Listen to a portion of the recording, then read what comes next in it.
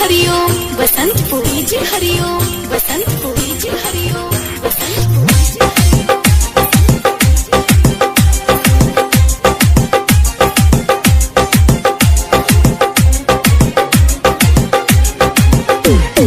डोली तोरे डोली सुन डोली तोरे डोली जहिया पियावा के घर जाई रे, हई दीवाना वो दिन मर जाई रे।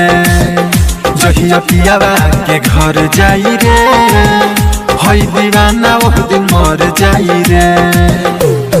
जानी पूरा गाँव टोला जानी गाँव टोला तोरा ससुरोले खबर जाई रे, हई दीवाना वो दिन मर जाई रे। तोरा ससुरोले खबर जाई रे, हई दीवाना वो दिन मर जाई रे। Mix by Aditya recording studio Gopalganj, Gopalganj. DJ Hariom Basantpur, DJ Hariom Basantpur, DJ Hariom Basantpur, DJ हरिओम।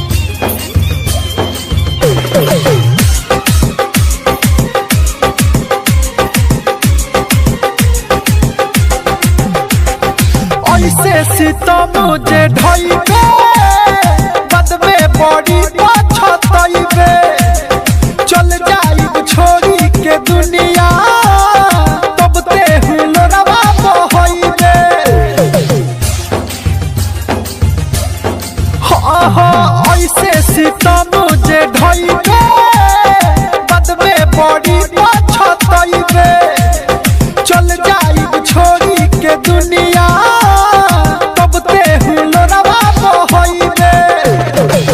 कहतारे भूल जा तू कहतारे भूल जा बड़े ते तोहर जाई रे, हई दीवाना वो दिन मर जाई रे।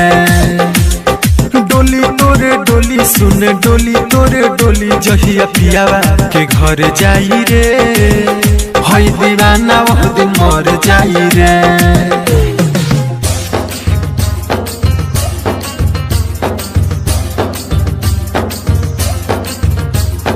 DJ Hariom Basantpur, DJ Hariom Basantpur, DJ Hariom Basantpur, DJ हरिओम।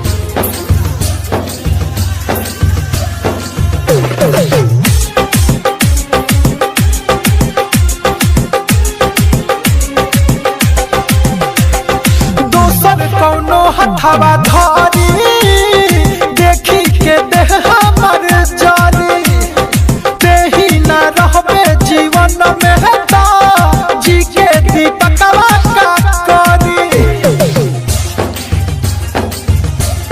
सुनले दोसर कौनो हथवा धारी देखी के देह हमर जारी, तेही न रहबे जीवन में जी के दीपकवा का करी।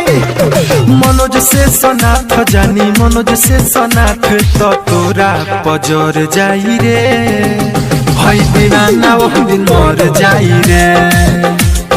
डोली तोरे डोली सुन डोली तोरे डोली जहिया पियावा के घर जाई रे, हई दीवाना वो दिन मर जाई रे।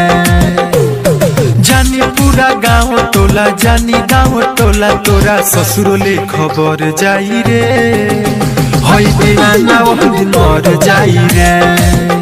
तोरा ससुरोले खबर जाई रे, हई दीवाना वो दिन मर जाई रे।